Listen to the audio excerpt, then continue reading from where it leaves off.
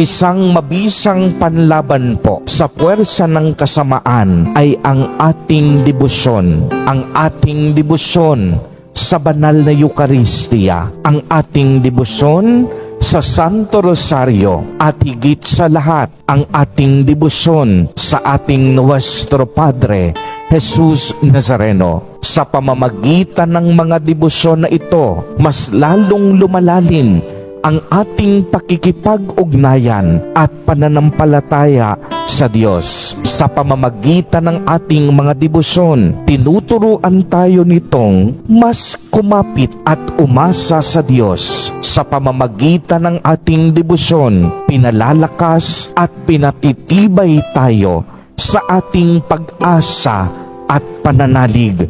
Sa pamamagitan ng debosyon, mas higit nating nakikilala si Kristo